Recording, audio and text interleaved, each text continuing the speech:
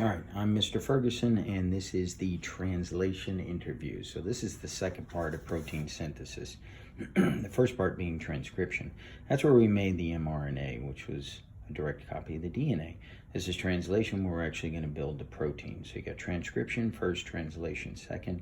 Just think of it as translation late. It occurs late. So transcription occurs first, translation occurs second.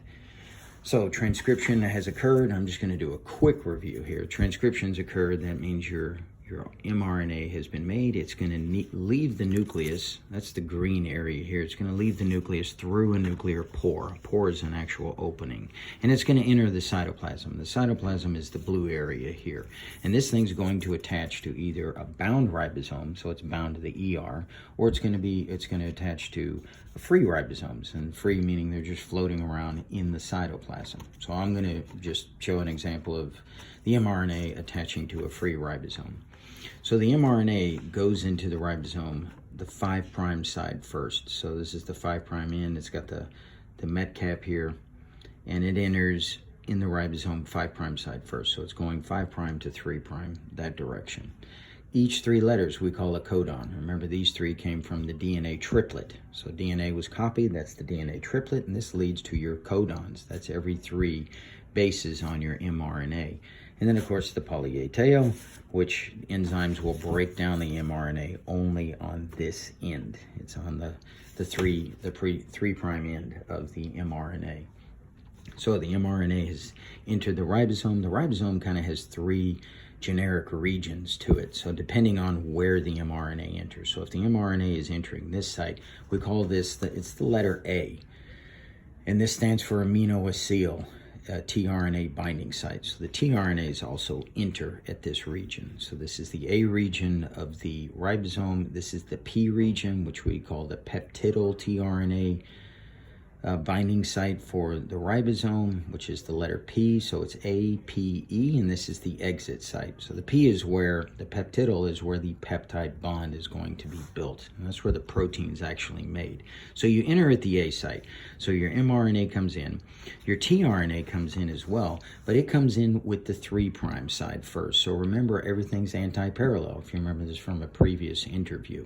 So if this is the 5' in here and 3' is going in that direction, then this side of the tRNA, this side where the amino acid is actually attached, that's your 3' side of the tRNA. And if you follow it all the way down like this right here, it's just this string, but this one's kind of folded in on itself. This is the 5' side on this end.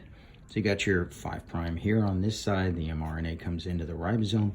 The tRNA comes in 3' first, the anti-parallel. This is the A site. That's where they both enter. Actually, I'll do it with this one here first. So this is the A site. They both enter here. This region's the A site. And then at the P site is where the amino acid is actually going to be removed from the tRNA.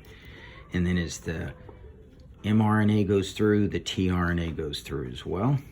I'll just slide this through here. And the tRNA goes through as well. And then the tRNA goes through the exit site. So then the tRNA exits, but you're left with the amino acid. It stays in the P site location. Then your next tRNA comes in based on the next codon. Then here's your tRNA with its anti-codon. That's the 3 that are empty here. And they are going to, it's complementary base pairing. So it's, A to U and C to G. So as the mRNA goes through, the tRNA goes in with it. And then at the P site, just like the first one, it drops off, the tRNA drops off its amino acid. And then the tRNA exits through the E site. And then you now have 2 amino acids stuck together. And a peptide bond, if you remember from previous interview, a peptide bond will hold these amino acids together. So this is where the protein / polypeptide is actually built. As tRNAs keep coming in, the mRNA goes through with it, amino acids keep getting left off in a chain, and you end up with this longer protein that ends up being built right here. I got my amino acids right here. So you end up with this chain of amino acids and a whole bunch of peptide bonds holding them together. And when it's all said and done and the code's actually read, protein breaks off, and there's your protein. And if this protein was made in the cytoplasm, in all likelihood, this protein is an enzyme, and it's going to stay here in the cytoplasm. Now, this protein / polypeptide is what actually leads to your traits, meaning whether you have long hair, curly hair, straight hair, dark hair, light hair, your skin color, your eye color, how well you metabolize chemicals within your body. These are your traits, and these traits are dictated by your proteins. Now, that trait is stored in your DNA, but it comes to life, meaning it's expressed by the protein itself.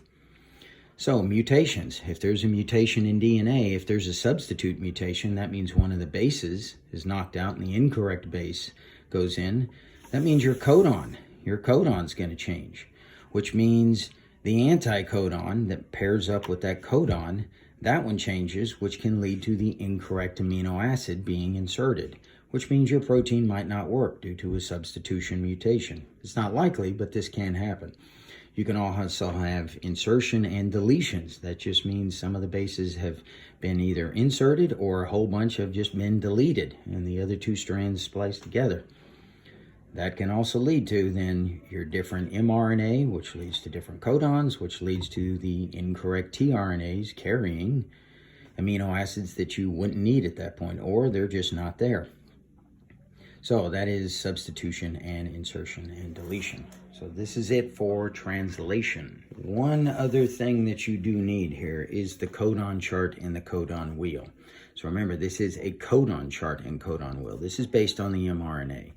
So you should be able to read this thing. So if I say the codon reads AUG, you should be able to see, okay, AUG, your first letter's here. The second letter I said is represented here, and the third letter is here. So I said AUG. So the first letter is A, second letter up here U. So that means you're dealing with this column, this row and this column. So you got A and then U, you put those together, and then you have to look over here for the third letter, which I said was G, and that's right here. Then you trace that back. This is methionine. That means that's the amino acid methionine. Now, if I say the DNA triplet code is TCC, then you got to be able to transfer that to, that's going to lead to the mRNA AGG. That would be the codon. So it'd be A, and then G, and then G. That would be arginine. That's the amino acid that would be used. And it's the same concept for the codon wheel. This is called the codon chart. This is called the codon wheel. So for AUG, but you read this from inside out. So first letter is in the center, AUG. A is their first letter. That means you're dealing with this quadrant right here. Second letter is U. So you look at the second column, but you already know you're only dealing with this. First letter A, second letter is U. That's right here. And then third letter is G. It is methionine right there. That would be the amino acid that's used for that codon. So get comfortable reading this.